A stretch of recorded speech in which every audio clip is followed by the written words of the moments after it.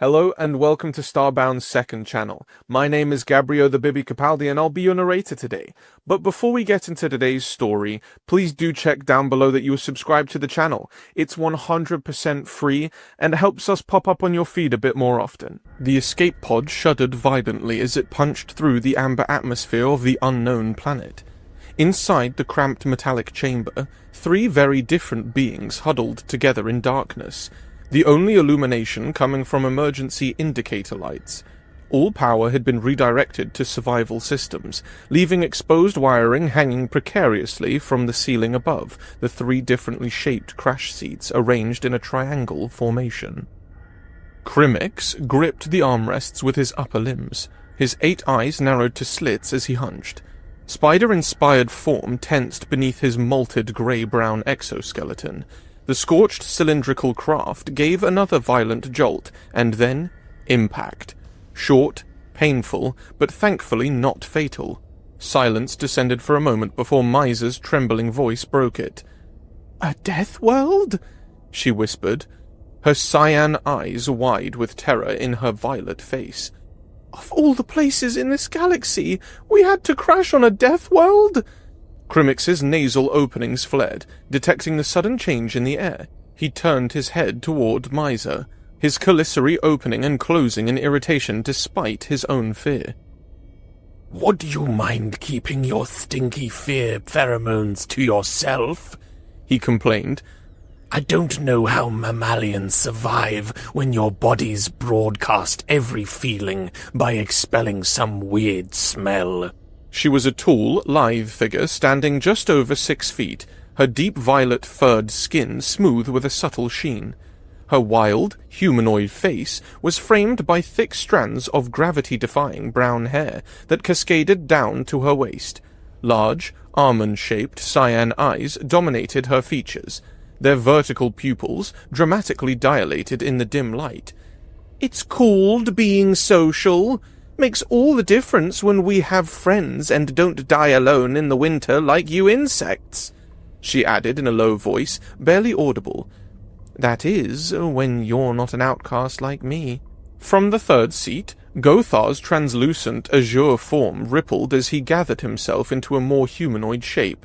The 2 drooping antennae atop his dome-shaped head secreted illuminescent fluid that dripped back into his body. "Both your species are fundamentally flawed," he interjected with a superior tone. "My kind can change the shapes of our bodies and hide from the cold in any crevice. We are self-sufficient, even for reproduction, and—" "Shut up!" Miser and Crimix said in unison. "We don't need to hear about the Slimerian's superiority right now," Crimix added, his exoskeleton clicking as he shifted in his seat. "We've crashed on a Deathworld," Miser reinforced, her gaze moving between her 2 friends. "A little focus might serve us well." Their bickering was interrupted by sounds emanating from outside, deep bellowing roars interspersed with high-pitched screeches that sent shivers through all 3 of them. Crimix was the first to recover. "I think we should take a look outside." Gothar's form shifted in what appeared to be agreement, and Miser nodded, her cyan eyes still wide. The 3 aliens cautiously approached the bulbous viewport, inching their heads towards it in unison. The world that greeted them was teeming with alien wildlife, frightening wildlife. The dusty amber atmosphere framed a yellow moon visible even in daylight. Dense jungle surrounded them, composed of towering green-black vegetation with thorny protrusions. The ground was covered in thick reddish moss that seemed ominously alive. Winged creatures with multiple eyes circled in the upper canopy. Massive anthropod-like beasts with glowing appendages bulldozed through the underbrush. Swarms of tiny bioluminescent flying creatures periodically vanished into the maws of larger life forms.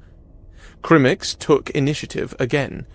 "Miser, check the database. See if there's any information about this world," he cursed under his breath. "Those pirates destroying our ship. Why us out of everyone they could target?" While Miser moved to the ship's damaged console, Gothar's antenna lowered as he turned to Crimix. Are you mentally ill because of this stress? He asked with characteristic bluntness. Crimix's commissary clicked rapidly. I'm fine. You have weird ways of asking things, Gothar. Before Gothar could respond, Miser spoke with unexpected excitement. I know where we are! Both aliens turned to her immediately. We're on a Deathworld registered in the Federation, she explained, her fingers dancing over the console. It's a human-owned colony. Humans? Crimix's 8 eyes blinked in sequence. Those mammalian Deathworlders? Miser's relatives, Gothar added, uncharacteristically engaged in the banter. Hardly, Miser sniffed, her vertical pupils dilating slightly. Humans may be mammalians, but they're the only Deathworld mammalians. I doubt those brutes have anything to do with my peaceful and cooperative kind. There is nothing peaceful and cooperative about you, Crimix pointed out. Miser pouted, the small white dots covering her skin becoming more pronounced around her neck. At least my species' defining trait is caring for our young, unlike your kind who abandon all eggs to their own luck. She switched topics abruptly. I wouldn't be surprised if humans ate their young alive, given how brutal the Federation considers them. For the first time since the crash, all 3 aliens found themselves in agreement. But despite this newfound consensus, they still faced a formidable problem. The planet is too far for our FTL communication to reach either the Federation or our own species, Crimix said after verifying their supplies. And we have no water or food. Not surprising, Gothar observed, his form rippling thoughtfully. This escape pod isn't meant for extended survival. All space is reserved for occupants to quickly flee from dangerous situations and quickly be rescued. They fell into silence as they contemplated their predicament. We should contact the humans, Crimix finally suggested, with Gothar bobbing in agreement. Absolutely not! Miser's vehemence surprised them both. We're better off going outside. We can try to get food and water while broadcasting a distress signal to space. Eventually, a kind ship will rescue us. After some debate, Miser's plan won out. They decided to venture outside together, the hydraulic side hatch of the pod hissing open to admit them to their new environment. The air outside was thick with humidity and carried strange scents. They moved cautiously from one peculiar tree to another. The bark seemed to shift colors when touched, with sap that stuck to the skin. The ground squished beneath their feet, releasing clouds of spores with each step, making them increasingly nervous. They made progress slowly, but eventually they got away from the spores and quickly found a river with an unusual green tint. Small floating organisms darted away from their shadows as they approached. Gothar, ever the curious one, extended a pseudopod to touch the water. The moment he did, a giant serpentine creature emerged from the depths. The massive beast had armored scales and multiple rows of protective skin. It reared up, displaying a folding frill of sharp, bony protrusions. The 3 friends froze in place as the creature stared down at them. Together, they saw their end approaching. Then, suddenly, a bipedal being emerged from the woods, a being with hair on its head just like Miser. Without hesitation, the newcomer positioned himself between them and the serpent. Saying nothing, he threw a dead animal from his back towards the creature, which immediately retreated into the water with its prize. "Human!" Miser whispered fearfully, her eyes fixed on the bipedal figure. The human simply nodded. "Why didn't you call for help when you crashed here?" he asked. "This planet is dangerous for newcomers." As he stepped closer, his features became clearer. Tall, with weathered skin covered in protective gear made from local materials, eyes alert and constantly scanning, and a weapon slung across his back. The 3 of them exchanged glances, realizing their situation had just become considerably more complicated. For a moment, Crimix and Gothar found themselves temporarily overcoming their fear after the humans' unexpected rescue, and the reason for that was nothing but Mysa herself. They exchanged a quick glance, both noticing something strange about her at the same time. Her eyes were fixed on the human, seemingly enchanted by his presence. Gothar's antennae moved subtly, sensing something unusual in the air with an antenna. Simultaneously, Crimix's nasal openings flared, detecting an unfamiliar scent. "What pheromones are those?" Crimix whispered, his voice low enough for only Gothar to hear. Fear and something else. Gothar responded simply, his gelatinous form rippling with uncertainty. Mysa suddenly turned toward them with a stern gaze that Crimix immediately recognized, a look meant to shut them up. Her violet skin seemed to darken slightly, and Crimix could tell she was deadly serious about their silence. She turned back to the human, her posture tense but her voice steady. "What will you do with us?" Her hands trembled slightly, but her gaze remained unwavering. Crimix and Gothar momentarily forgot her mysterious behavior and joined her side, reinforcing her question without saying a word. Crimix's 8 eyes narrowed slightly, his chelicerae partially open in anxiety. The human scratched his head, rough fingers running through short brown hair. His clothing was practical, reinforced synthetic fabric with multiple pockets and tool attachments. A communication device hung from his belt, alongside what appeared to be a smaller weapon than the one on his back. "I saw your ship falling as I was hunting my dinner," he stated matter-of-factly. "I know my species has a bad reputation in the galaxy, but all I plan to do is offer you shelter, food, and communication." Before they could respond, he continued, "I'd love to offer a ship and repairs, but our community here is small.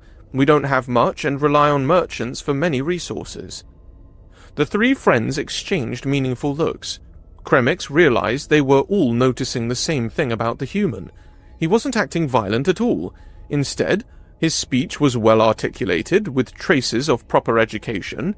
His vocabulary didn't match that of a warrior who knew only violence. Gothar, being the least socially adept among them, shifted his gelatinous form nervously. His antennae drooped slightly before he bluntly asked, Is this a trick to capture and eat us? Blue ripples of anxiety moved through his transparent body. The human showed his teeth in what Crimix momentarily thought was anger, but the expression created deep creases around his eyes and mouth in a way that seemed non-threatening. "Funny slug. I don't think you would taste good," the human said, his teeth still visible. Turning to Crimix, he added, "Neither would you. I'm not a fan of insects." Crimix's exoskeleton shifted as he involuntarily took a defensive stance. The human then turned to Mysa and began, "As for you," but didn't finish his sentence. Mysa and the human locked gazes in a way that seemed strange to Crimix. Something passed between them that the others couldn't interpret, and the air seemed to thicken with unspoken communication. The human shook his head as if clearing it. "Well, how about going to my place? I'll prepare dinner for everyone. Crash landing in this place must be a terrible experience." His tone shifted to something more gentle and hospitable as he gestured towards a path leading through the thick underbrush, lined with glowing markers. Crimix weighed the decision carefully, ready to ask for Mysa and Gothar's opinion, but before he could speak, Mysa replied for all of them. "We accept." Her voice had an unusual tone, almost eager, that left Crimix speechless. He found the same shocked reaction mirrored in Gothar's rippling form.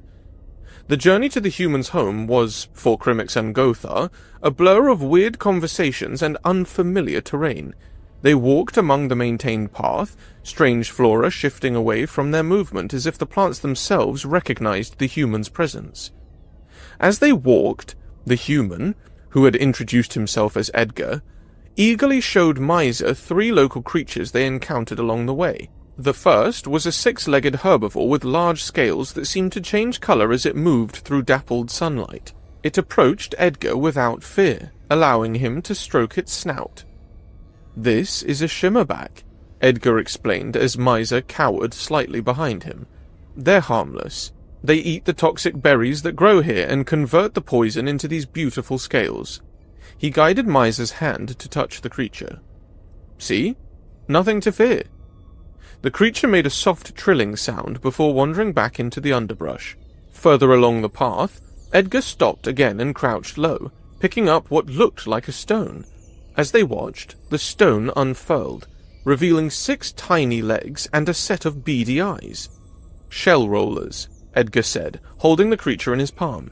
They're actually quite intelligent. They collect minerals for their shells that protect them from predators. He offered it to Miser, who hesitantly accepted it. The small creature seemed to study her before curling back into its protective shell.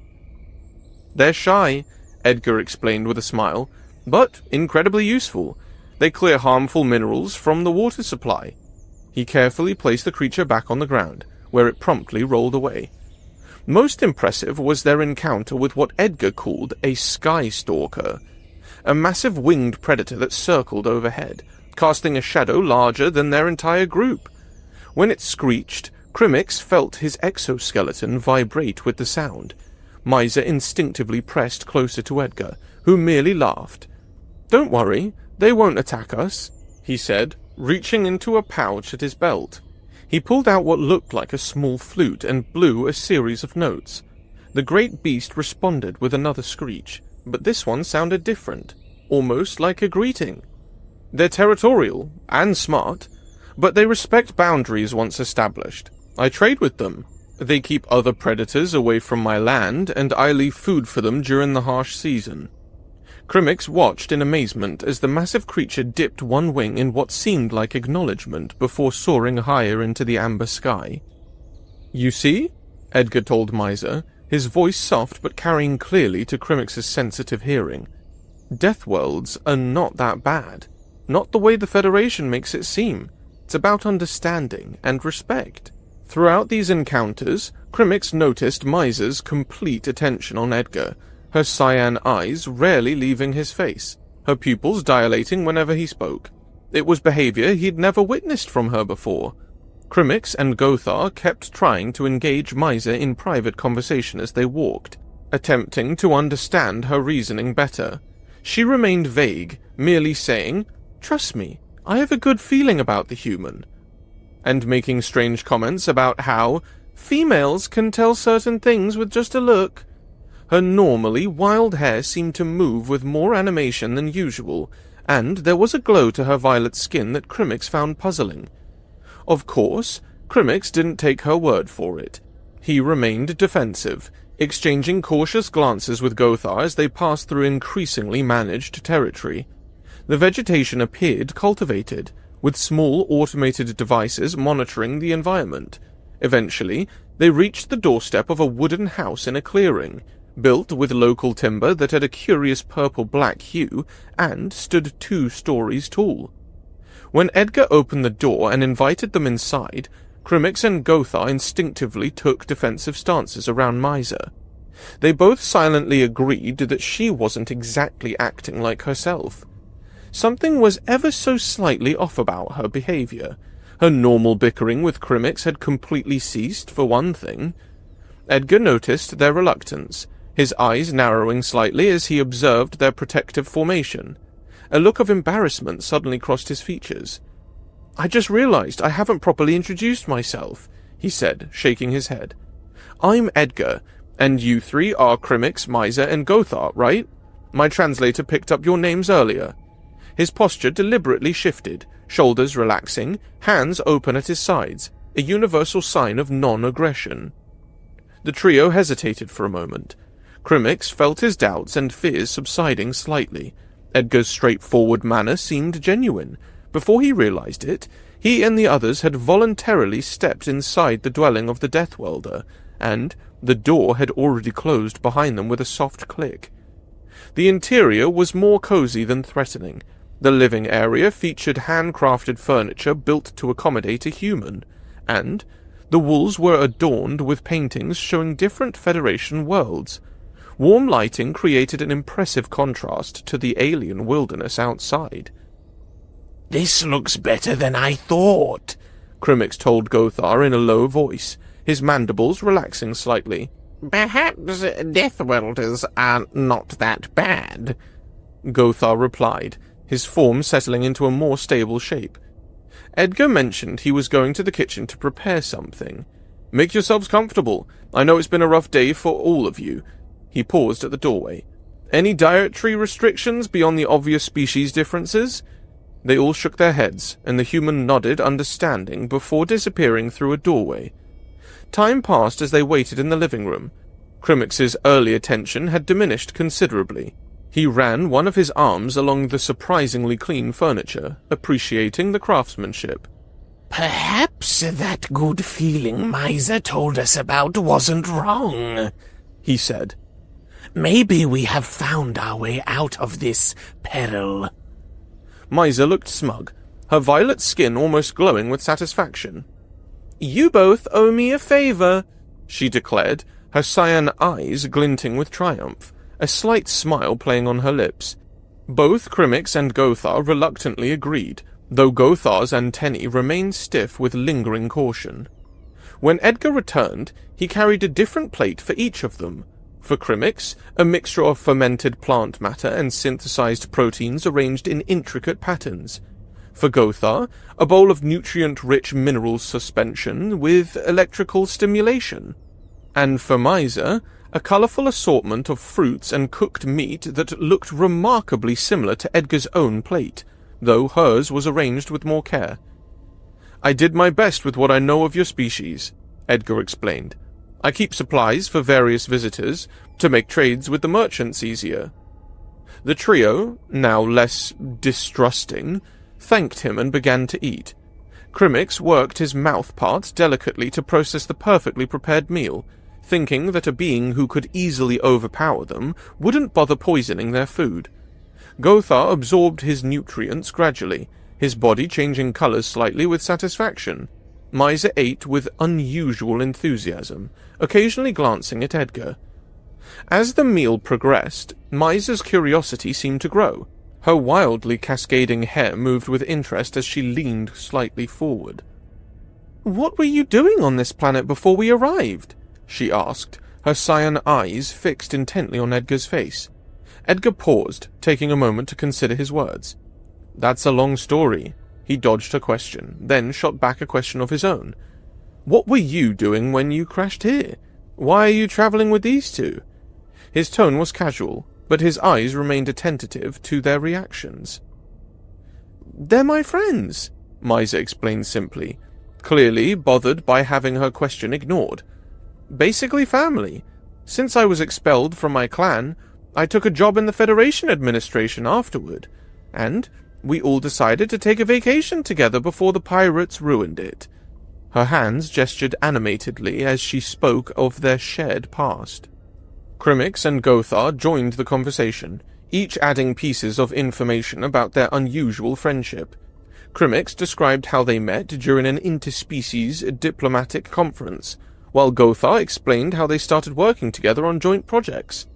They shared stories of overcoming initial prejudices about each other's species, the atmosphere becoming more relaxed, almost friendly. With his food half consumed, Crimix finally asked the question that had been bothering him since their first encounter with Edgar. Why does your species have such a bad reputation? And why are you so different from what we expected? His 8 eyes focused intently on the human, watching for any signs of deception or discomfort. Edgar's expression became more serious as he considered his answer, the warm lighting of the room casting shadows across his weathered features. Edgar leaned back in his chair, fingers interlaced before him as he considered Crimix's question about humanity's reputation. The wooden furniture creaked slightly under his weight, the sound amplified in the momentary silence. Humanity joined the Federation during a time of war, he finally explained, his voice measured and calm. The way we fought, it scared the other species. His expression became earnest, eyes focused on conveying sincerity. We're doing our best to correct this impression. We've already made a few allies among Federation species. He pointed specifically at Miser and added, "Not to a species similar to us, though." His gesture was casual, but his eyes lingered on Miser's face. The lighting in the room had shifted as night fell outside, casting long shadows across the floor as if waiting for her reply. Crimmix noticed Miser seemed to understand something from the exchange that completely eluded him. Her cyan eyes narrowed slightly, and she leaned forward with a new intensity. "You haven't replied to my question yet," she pointed out. "What are you doing in this world?" Her posture shifted, leaning slightly toward Edgar. Her wild silver-white hair seemed to move with great animation, and her cyan eyes reflected the room's ambient lighting with unusual intensity. Crimmix had never seen her this focused on another being before. Edgar scratched his head, fingers running through his short brown hair. "Unforgiving, aren't you?" he said with a playful tone, his smile creating creases around his eyes. "Long story short, my wife left me, and I wanted a change. It was supposed to be just a year on this planet, then just one more year, and before I realized it, 5 years had passed." His expression shifted between wistful and amused as he spoke, gesturing to the room around them, indicating the life he'd built there. "Sometimes a new beginning is exactly what you need." Miser laughed, a sound Crimmix recognized as irony. "Hard to believe you'd be on this world just because of an incompatible mate," she said, her voice carrying a note of challenge. "What did your mate do to scare you that much?"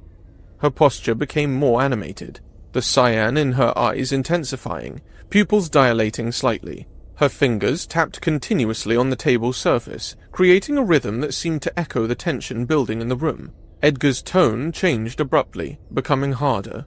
The muscles in his jaw visibly tightened, and his previously relaxed posture became rigid. "Hey, I didn't ask why they expelled you from your clan," he said sharply. "You shouldn't ask certain things so soon." The room temperature seemed to drop slightly with the sudden shift in atmosphere. This unexpected change scared Crimmix and Gothar. Crimmix's exoskeleton clicked rapidly in anxiety, while Gothar's form moved defensively, his antennae flattening against his head. What was most surprising to Crimmix, however, was Miser's reaction. She didn't seem affected by the human's tone at all. In fact, she was smiling, as if this reaction was exactly what she had expected, or perhaps even wanted. "What do you humans consider normal questions, then?"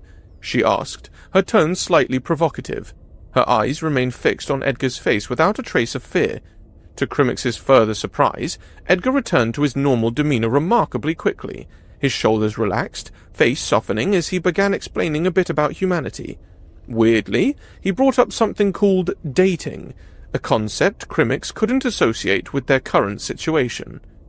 "Humans typically get to know each other gradually," Edgar explained, his hands becoming animated as he spoke. "We share small details first, favorite foods, daily activities, interests, the deeper stuff, past relationships, family conflicts, personal failures, those come later." The tension in the room dissipated gradually as Edgar continued. "It's a bit like approaching one of the creatures outside. You don't make sudden movements or try to touch sensitive areas right away. You establish boundaries, show respect, then slowly build familiarity." Gothar touched Crimmix's arm with a gelatinous appendage, leaving a slight cool sensation on his exoskeleton. "Do you know why Miser and the human have forgotten us?" he whispered close to Crimmix's auditory openings. Only then did Crimmix fully notice what Gothar had already perceived. There was a weird back and forth happening between Miser and Edgar that was difficult to follow. Crimmix found himself completely weirded out by the exchange, realizing there were at least 2 additional layers in their communication beyond the words being spoken. The meaningful gazes and the new pheromones filling the air. His 8 eyes darted between the two, trying to decode their interaction. It was even more complex than initially apparent, with innuendos and verbal curveballs thrown by either side. It was as if they were engaged in some sort of verbal war that operated by rules Crimmix couldn't begin to comprehend. His kind just mated once a year, laid eggs, and that was it. Nothing like the weird verbal battle he was hearing. Edgar's body language shifted between open and guarded, while Miser's responses came with subtle changes in her voice that carried meanings beyond her words. Whatever Crimmix was watching was definitely a side of their friend they had never seen before. Hours passed as Crimmix and Gothar felt increasingly invisible. The windows showed the alien night falling completely, stars twinkling in the amber sky. Their fear increased every time Miser said something bordering on what they considered disrespect, only for normalcy to return minutes later. The pattern repeated in an exhausting cycle, with food and drinks occasionally refreshed but barely acknowledged. Humans value independence, Edgar was saying at one point, but we also form deep bonds. We're contradictory that way. Sounds efficient, Miser replied, leaning closer. Why not simply establish clear hierarchies and roles like most species? Because we can change, Edgar countered, mirroring her posture. Rigid systems break under pressure. Flexibility means survival. Miser's eyes glinted.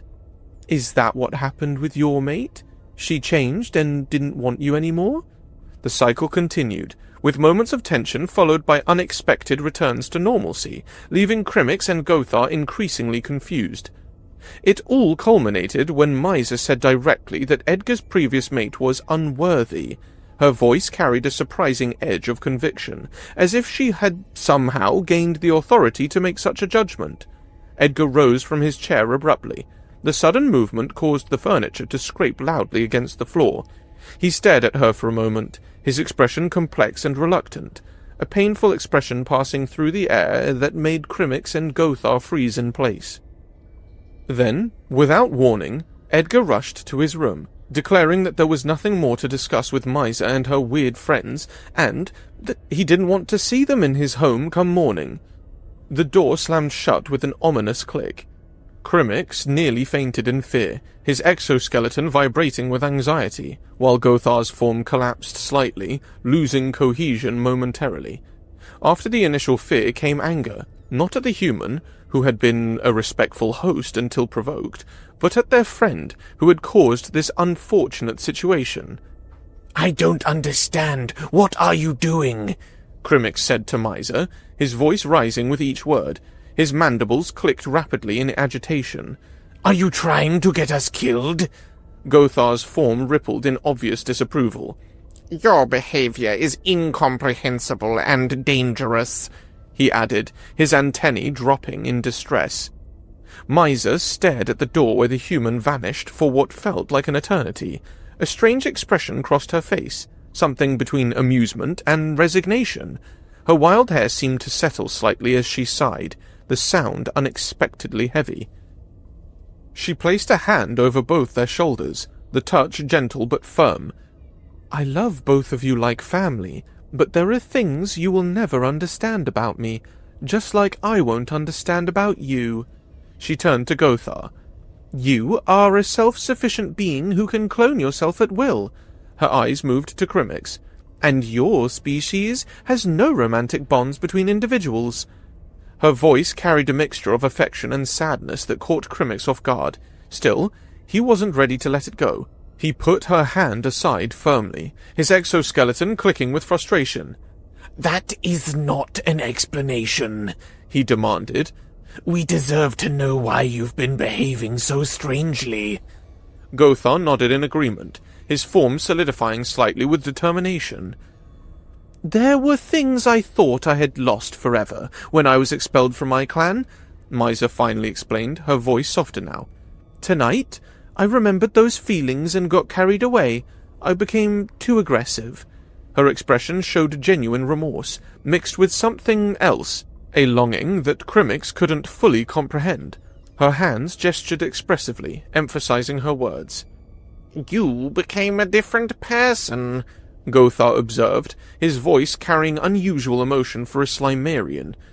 What are we going to do now that the human hates us? We still need his help to contact the Federation. I can fix this easily, Miser replied with unwavering confidence. She reassured them that she would apologize, her certainty seeming strangely unshakable. A subtle smile played at the corners of her mouth, and her gaze held a knowing quality that further confused Crimmix. The human will never accept your apology, Crimmix pointed out, his 8 eyes narrowing with doubt. Miser only laughed, a sound that held secrets Crimmix couldn't decipher. That's impossible, she said with absolute conviction. I've learned enough about him to be sure. Crimmix started to ask how she could possibly know that, but was cut off when Miser simply turned away, saying, "Watch me," in a low voice. She walked toward Edgar's room with purposeful strides, her shoulders set with determination. She knocked on the door with a distinctive pattern, the sound echoing in the otherwise silent house. Crimmix noticed a hint of worry cross her face as time passed without response. When she knocked a second time, the door opened slightly, Edgar barely visible in the gap. "Can I come in?" she asked, her voice softer than Crimmix had ever heard it. The human hesitated for a second, but then nodded. "Yes," he said simply, opening the door wider. She disappeared inside, the door closing behind her with a soft click that seemed to echo in the stunned silence she left behind.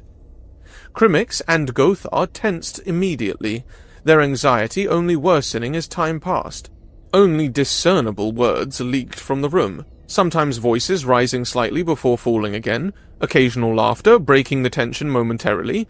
The sounds were muffled and impossible to interpret clearly. Crimmix and Gothar eventually found a couch to sit on, the unfamiliar furniture creaking slightly under their weight. "Do you think he's going to eat her alive?"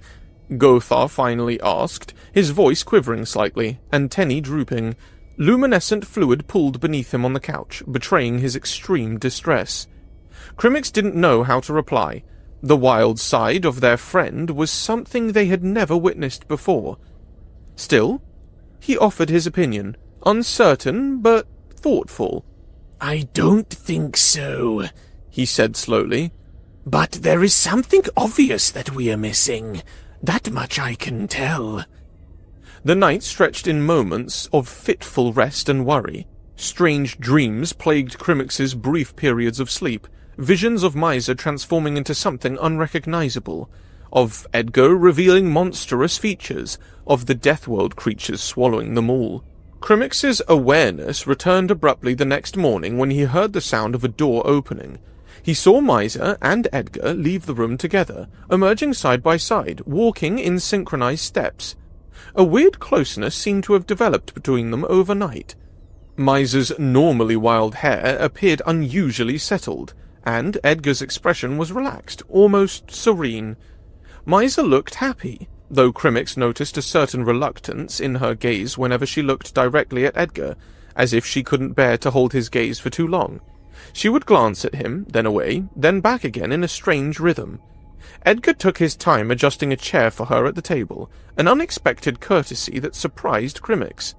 Even more surprising was when the human gently pet Miser's head, while promising he would handle breakfast for her friends.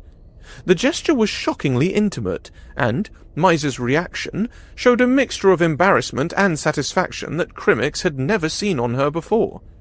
The morning light streamed through the windows, casting everything in a golden glow that seemed to transform the interior of the house. Edgar left Miser at the table and approached Crimmix and Gothar with a wide smile on her face, as if the heated dinner conversation had never happened. "Good morning," he said warmly. "Please, join us for breakfast. I hope you slept well despite the circumstances." His demeanor was genuinely hospitable, without a trace of the previous night's tension. Crimmix and Gothar exchanged confused glances but followed him to the table. As they settled into their seats, Edgar broke the silence again. "After breakfast, I'll contact the Federation," he said, surprising them both. "You have nothing to worry about anymore. Rescue will be here soon." The next 2 days passed in a blur of preparation, waiting, and confusion. Edgar was true to his word, using his communications equipment to contact a Federation vessel that happened to be passing through a nearby system. Arrangements were made quickly, their position on their planet transmitted. During those 2 days, Crimmix and Gothar observed the strange new dynamic between Miser and Edgar with fascination and confusion. They seemed to orbit each other, always aware of the other's position in a room, exchanging glances laden with meaning, Sometimes they would disappear for hours, returning later with no explanation. When the Federation rescue ship finally arrived, Crimix and Gothar found themselves standing at the boarding ramp while Miser remained behind. "I'm staying," she told them simply. "Just for the rest of my vacation." "But," Crimix began, only to be cut off by her raised hand. "I'll be fine," she assured them, her cyan eyes bright with an emotion Crimix couldn't name. "I'll catch up with you both when I return." And so it was that Crimix and Gothar found themselves watching from a Federation rescue ship as they ascended, the wooden home growing smaller on the planet below. Miser waved at them from Edgar's side, the two figures standing close together on the clearing before the house.